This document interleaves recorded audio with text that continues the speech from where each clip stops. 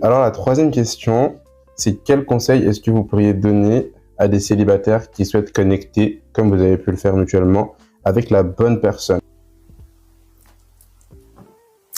Moi, je dirais plusieurs choses. Décide d'abord d'être toi-même la bonne personne. Parce que très souvent, avant de pointer un doigt contre l'autre, il faut toujours te rappeler que quand tu pointes un doigt comme ça, il y a 4 autres doigts qui se retournent vers toi. Qu'est-ce que cela veut dire? Cela veut dire que la Bible dit retire d'abord la poutre qui est dans ton œil avant de retirer la paille qui est dans l'œil de l'autre.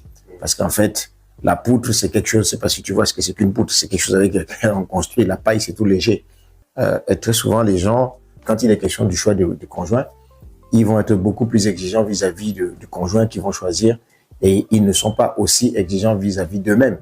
Il faut d'abord être soi-même le bon conjoint, le bon choix avant de faire le bon choix. Et être le bon choix signifie que on doit reconnaître d'abord aussi c'est qu'on n'est pas parfait. Personne n'est parfait. On n'est pas parfait, on ne peut pas exiger la perfection des autres. Parce que tu n'es pas parfait, tu reconnais tes manquements et puis tu reconnais ce que tu n'as, ce que tu n'es pas, ce que tu n'as pas. Et puis donc va chercher la personne qui te complète. Ne va pas chercher la personne qui te ressemble, va chercher la personne qui te complète.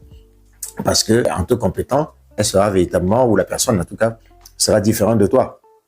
Et ce sont ces différences-là qui vont vous attirer. Et quand vous allez apprendre à célébrer vos différences, c'est ça qui va pouvoir faire un bon mariage, quoi. Votre capacité, donc, à identifier la différence. En quoi est-ce que vous êtes différent et en quoi est-ce que vous vous complétez. Quand on n'a pas compris ça, on croit que on est différent et que les différences-là sont plutôt conflictuelles.